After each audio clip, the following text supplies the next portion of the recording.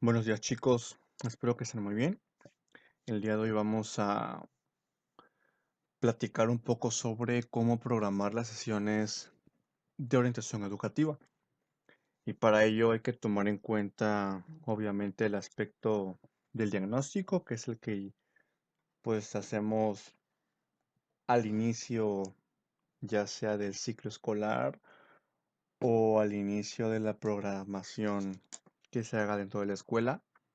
Seleccionar cuáles son los elementos a trabajar de acuerdo al plan de mejora continua o a los planes y acuerdos que se tomen en el consejo técnico en cada una de las escuelas, realizar la programación de las actividades, evaluar los objetivos y darle un seguimiento a las actividades que planteamos al principio y seguir evaluando para poder observar si podemos hacer un cambio en ya sea en los objetivos o en la dinámica de trabajo y para saber si avanzamos o no. Entonces, eh, para adentrarnos un poco más de lleno a la cuestión de la planeación, tenemos que identificar cuáles son las competencias. En este caso, en la orientación educativa, recuerden que en México se está trabajando sobre la cuestión de la evaluación de y el desarrollo, perdón, de las competencias socioemocionales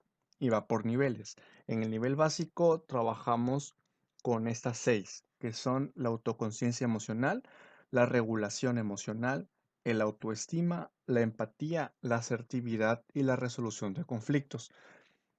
Eh, Básicamente no hay un orden estricto o establecido como tal, sin embargo los programas del PENSE nos dan una secuencia de cómo ir trabajando esas actividades. Entonces, eso ya sería, digamos, cualquier cuestión de cada uno de ustedes, de acuerdo al estilo de trabajo que tengan. Pero es importante mencionar cuáles son estos seis competencias. A nivel medio superior,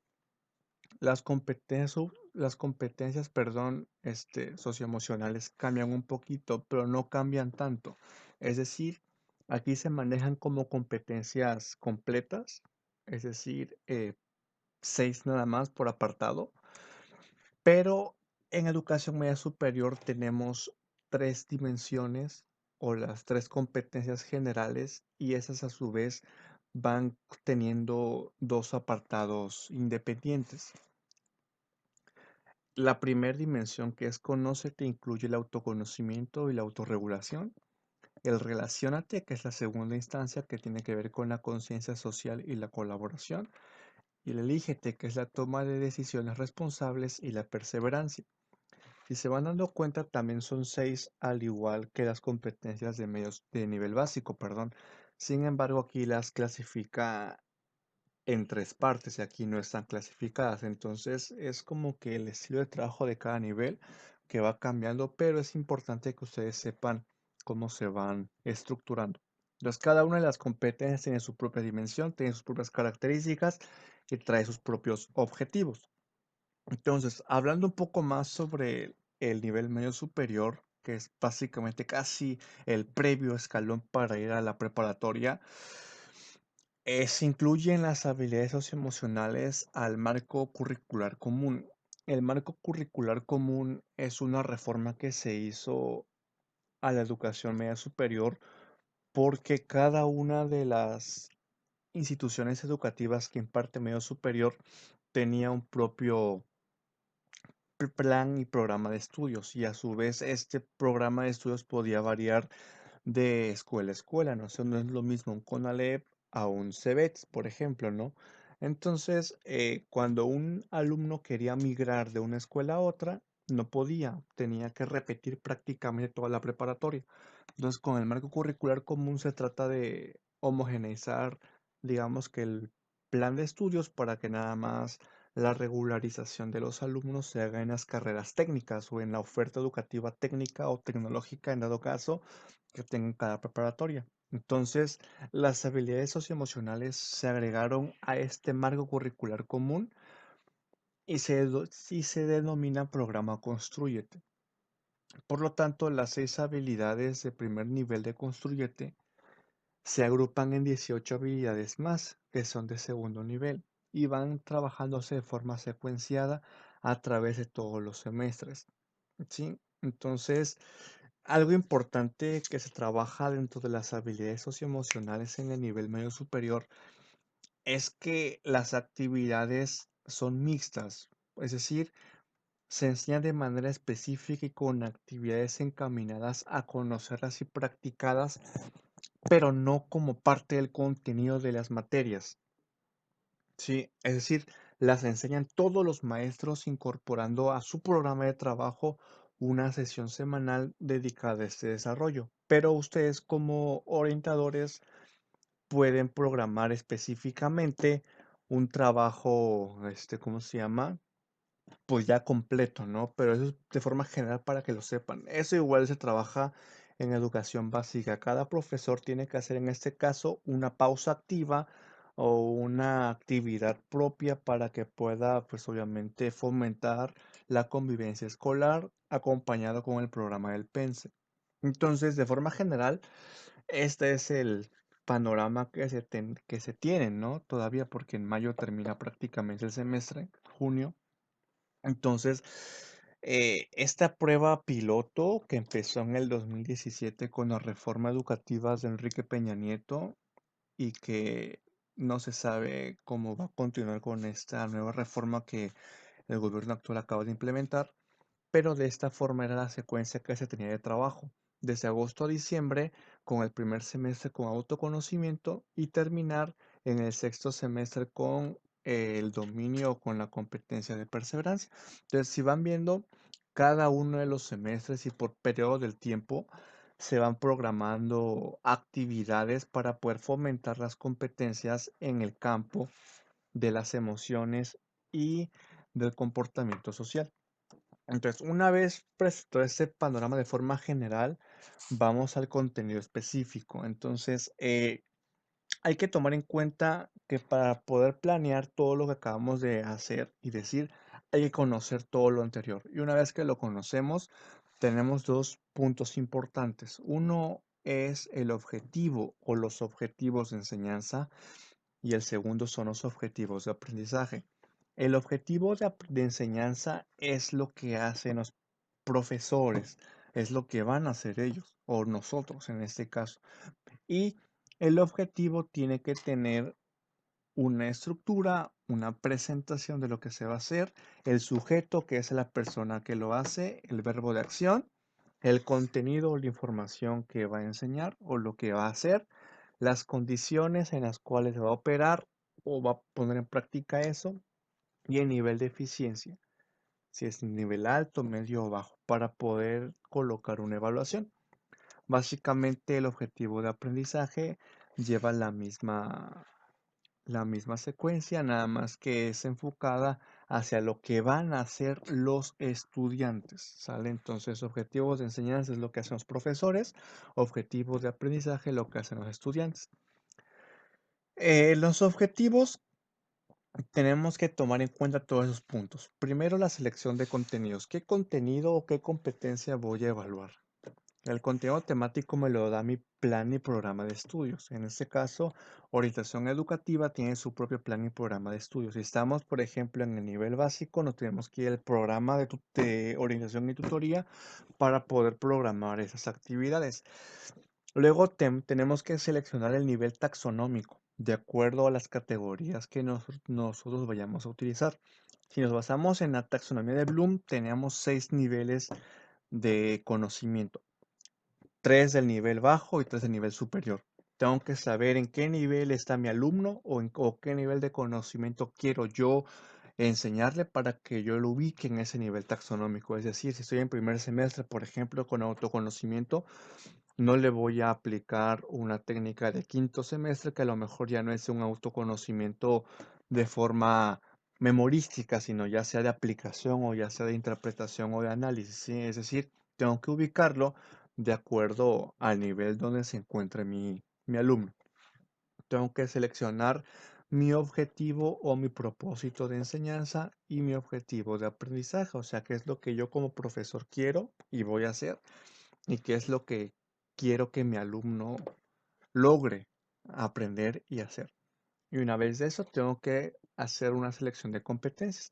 La selección de competencias son las competencias que acabamos de ver, que son las de desarrollo socioemocional, de acuerdo al nivel, ya sea básico o sea medio superior. Y también podemos hacer una transversalidad con las competencias de las demás materias que encajen, obviamente, dentro del perfil de egreso del nivel en el cual yo esté trabajando. Una vez que yo escoja las competencias tanto genéricas como disciplinares, tengo que seleccionar las estrategias didácticas. La estrategia didáctica es cómo lo voy a enseñar o cómo voy a transmitir ese conocimiento, ¿sí? De acuerdo al modelo teórico que yo más domine o más se acople a mis alumnos. Puede ser un estilo cognitivo, un estilo conductual o un estilo humanista, que son los estilos más comunes dentro de la educación en México. Luego la selección de auxiliares didácticos, que vendrían siendo pues prácticamente el material didáctico que uno va a utilizar, o las fichas, por ejemplo, las fichas Construyete o las fichas del Pense son auxiliares didácticos, o sea, nos dan como que un material ahí, pero no lo es todo. Tú tienes que diseñar tu propio material y tu propia forma de enseñanza, ¿vale?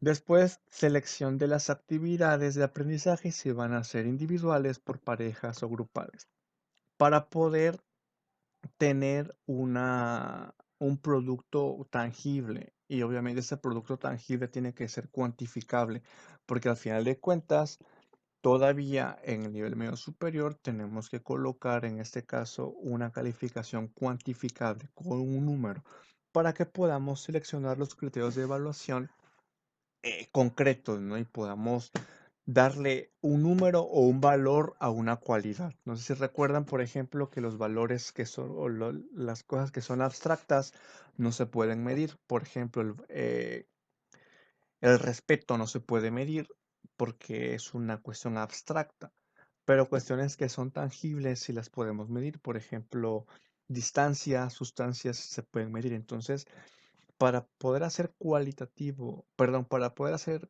algo cualitativo, cuantitativo, necesitamos colocarles una escala eh, que me permita hacer una medición. Entonces, si le coloco un nivel, por ejemplo, de bajo, medio y alto, eso me coloca tener una escala de tipo ordinal y yo puedo categorizarlas. Entonces, la selección de criterios de evaluación es para ello, para que yo pueda utilizar una herramienta evaluativa de acuerdo a las características que yo tenga de todo lo anterior. Una vez que yo ya diseñé mis objetivos, tengo que diseñar el ambiente de aprendizaje. Y básicamente el ambiente de aprendizaje incluye 5 aspectos importantes. El primero, que es la distribución del grupo, que es cómo se van a colocar, cómo va a ser el trabajo. La ambientación del grupo, que tiene que ver con las características del mismo espacio donde van a estar y cómo se va a ir desarrollando la actividad. La organización del trabajo, establecimiento de roles, cuáles van a ser los auxiliares didácticos, o sea, el material, y cuáles van a ser los productos. Cada vez que ustedes hagan una actividad en el ámbito socioemocional o en el ámbito educativo de orientación, necesitan tener un producto de aprendizaje. El producto de aprendizaje vendría siendo como tu evidencia de trabajo, más allá de las fotografías, más allá de los videos. Tiene que haber un producto tangible para que se pueda, pues obviamente, evaluar, ¿no? Y una vez que ya tenga esos dos primeros puntos, que son los objetivos y el diseño de ambiente de aprendizaje, voy a la organización del tiempo y a la programación. Y dentro de este rubro de organización del tiempo y programación tengo 3 elementos importantes. El primero es la planeación didáctica, la segunda el plan de clase y el tercero la secuencia didáctica. Vamos a empezar con la planeación. De forma general, la planeación didáctica me permite dar un orden a todo lo que yo voy a hacer. Ese orden me permite colocar de forma muy general todas las actividades que yo voy a realizar en un periodo de tiempo. Entonces, la planeación tiene el contenido y va determinando de acuerdo al grado de complejidad. Tengo que incluir saberes previos, procedimientos y vincularlos con la realidad que se está viviendo. Es decir, puedo colocar casos de la vida real. Entonces, ¿por qué? Porque el contenido, de acuerdo al grado, me va a permitir hacer mi secuencia didáctica. Ya esa secuencia didáctica me va a poder dar un dato significativo de contenidos en situaciones problemáticas y dar un producto tangible que sería un proyecto. Y ese proyecto me va a poder vincular con la realidad ese conocimiento teórico, que es lo que realmente pasa mucho en la escuela. Cuando decimos, es que, profe, ¿para qué me enseña eso si en la escuela no me va a servir? O, profe, eso le pasa hasta en la universidad, que decimos, es que lo que viene en la universidad no me sirve de nada porque en la práctica no lo veo. Entonces es como que decir, bueno, algo o del programa como tal universitario está mal, o la planeación del profesor está mal porque no le encaminó a llevarlo o aterrizarlo sobre situaciones concretas o sobre situaciones de aplicación en el contexto real. Y es lo que se tiene que colocar. ¿Por qué? Porque eso me va a dar una evidencia de evaluación. Y la evidencia de evaluación se va a dar en cada etapa del desarrollo de la clase.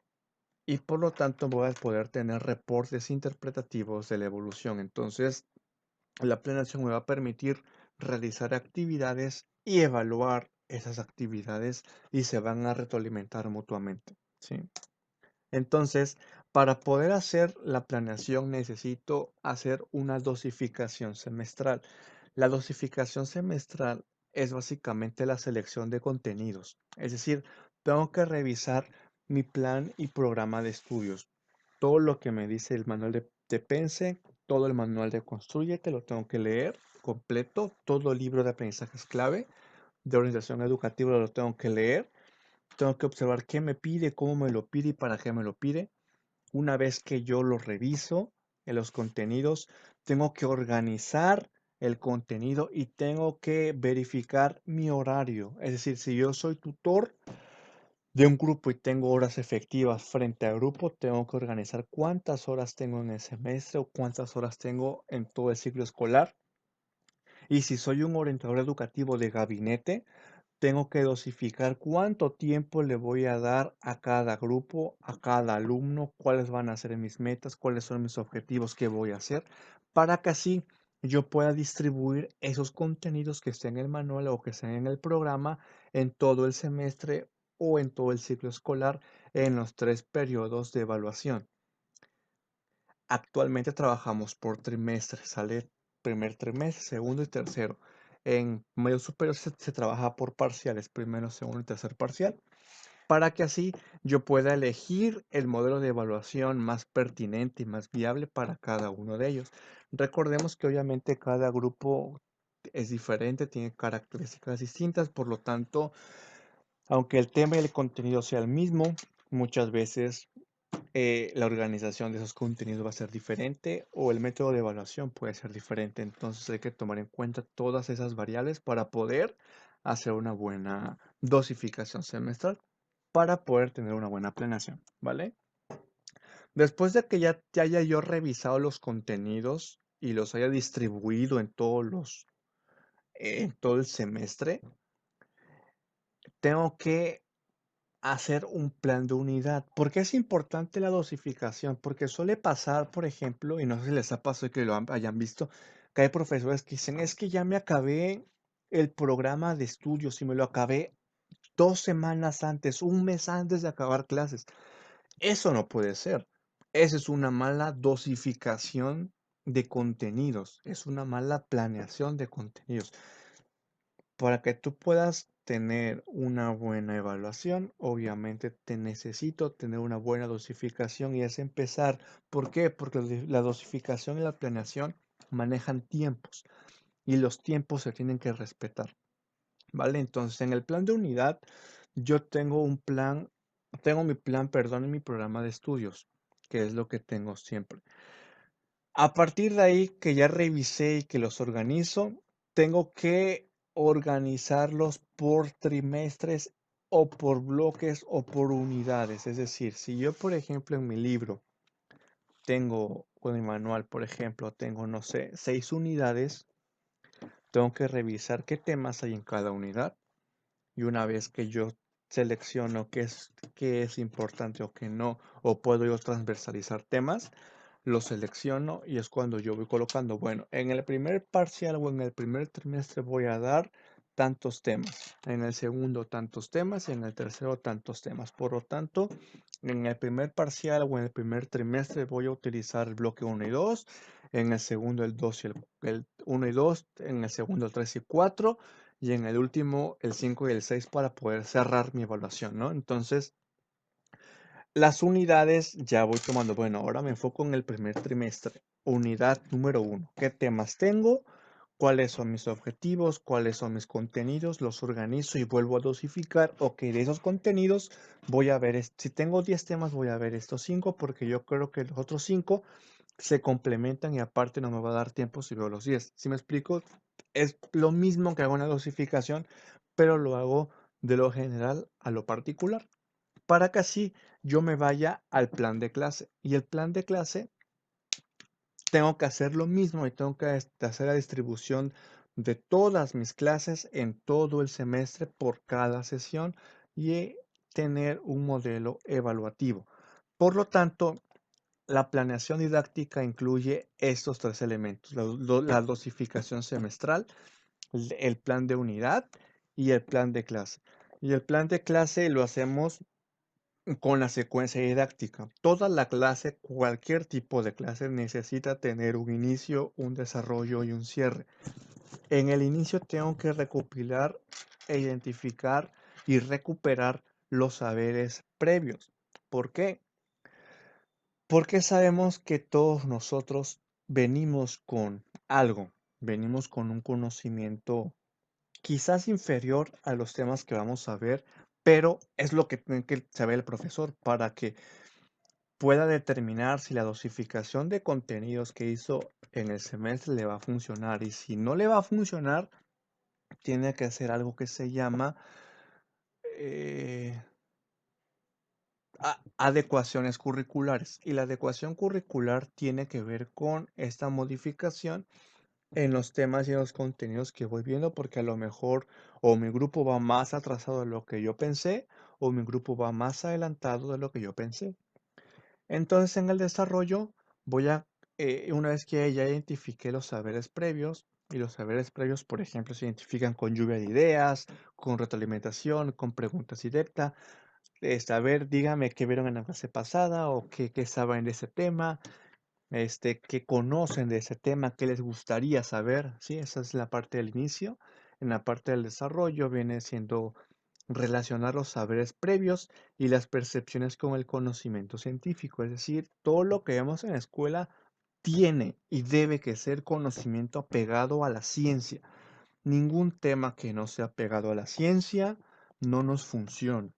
Hay muchas personas que manejan, por ejemplo, enfoques eclécticos integradores. Sí es bueno, pero si es apegado a la ciencia, es fabuloso.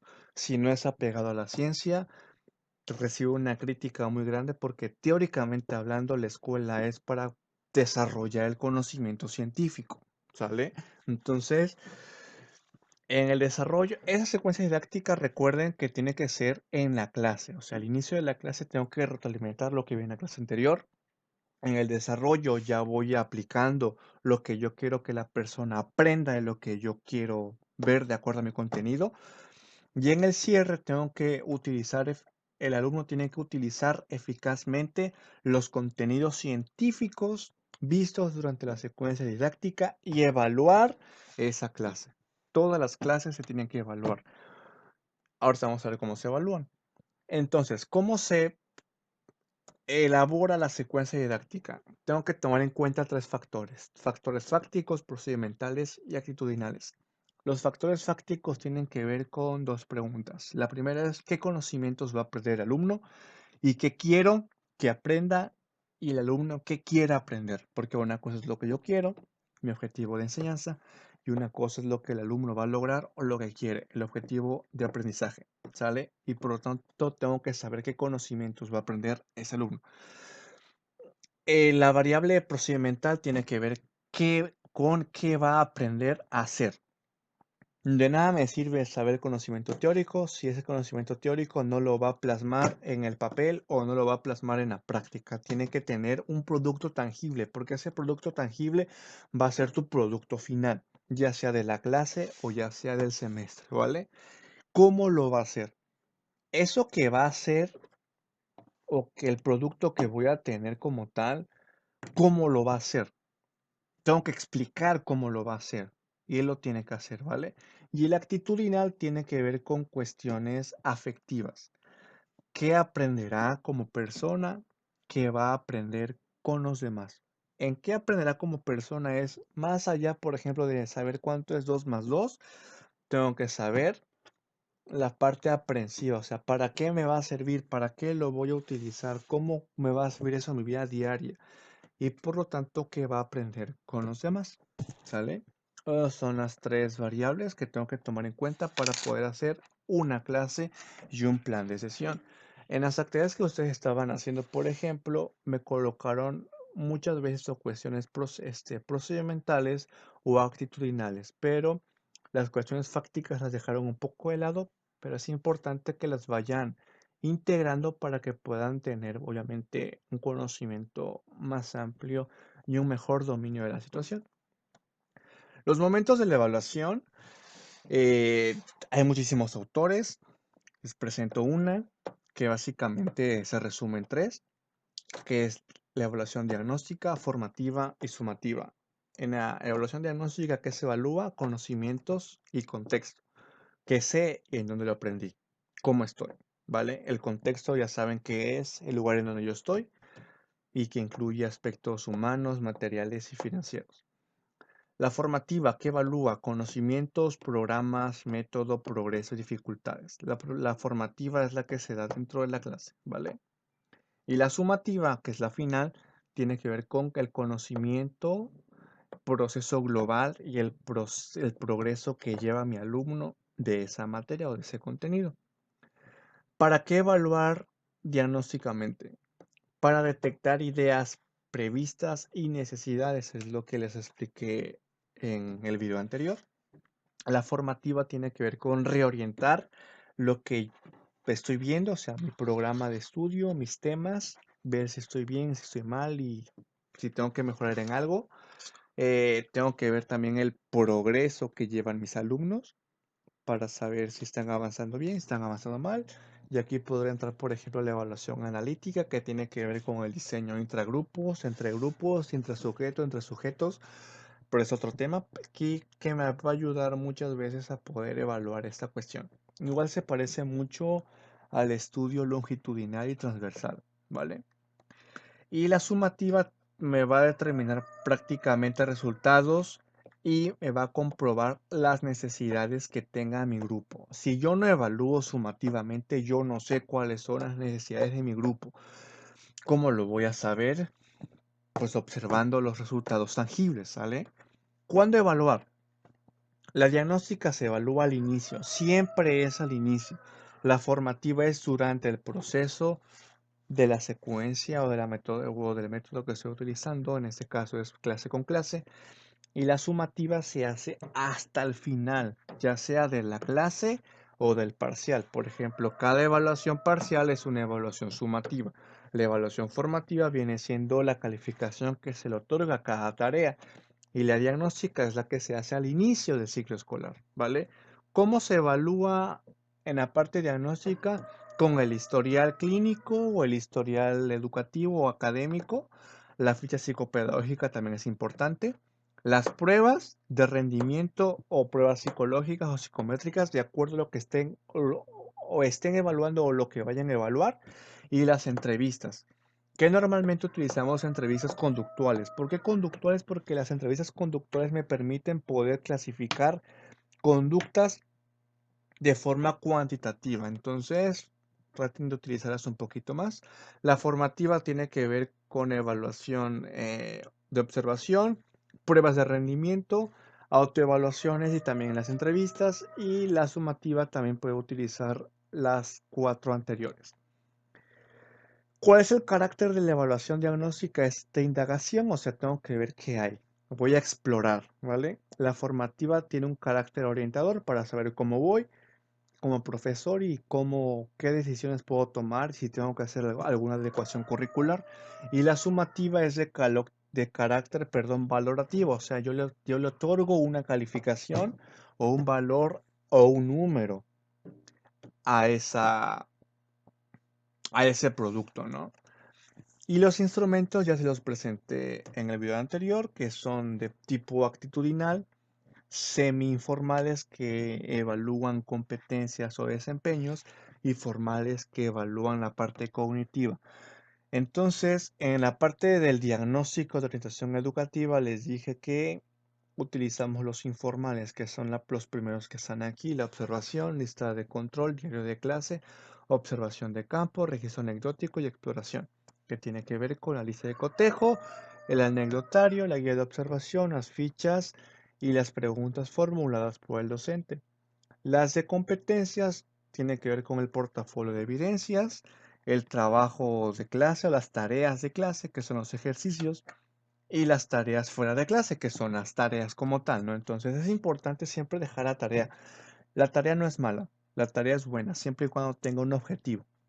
Si no tiene un objetivo la tarea, obviamente no sirve. Si te dejo, por ejemplo, copiar un reglamento, copiar un manual, debe tener un porqué. Si no hay un porqué, la tarea no me sirve, ¿vale? Entonces traten siempre de tener un objetivo para todas las actividades que vayan dejando para la casa. Y las cuestiones formales que son cognitivas ya tienen que ver con las pruebas o con los exámenes, que pueden ser muchísimas, por ejemplo, de selección múltiple, de ordenamiento, dicotómicas, respuestas pares, respuestas breves, relación de columnas, etcétera. Mapas mentales o de ejecución que tienen que ver con rúbricas, listas de cotejo, escalas numéricas que tienen que ver con escala Likert y escalas discretas que son aproximativas. ¿Vale? Entonces, este, les voy a presentar un pequeño ejemplo. Ay, esta no es. Les voy a presentar un pequeño ejemplo de, bueno, sí, esta les voy a presentar de una secuencia. Esta, por ejemplo, es una planeación de forma general, ¿vale? De forma general tenemos los datos, perdón, los datos de identificación y las fichas, es decir, nombre del ciclo, del profesor, la materia, objetivo de la clase, nivel de conocimiento, los temas que se van a ver, el número de clases, los temas, de acuerdo al programa de estudio, los días y fechas y las actividades de aprendizaje que se van a ir viendo. Y a partir de ahí se van dosificando de forma general los temas y una vez que se van de forma general, colocamos cómo se van a evaluar. Muchas veces la institución te da obviamente este parámetro evaluativo. Si no te las da, pues obviamente tú las tienes que hacer. Y una bibliografía, ¿cómo se llama? De la asignatura propuesta, ¿no? Entonces, de forma general, es el trabajo que se va siguiendo. Espero que hayan aprendido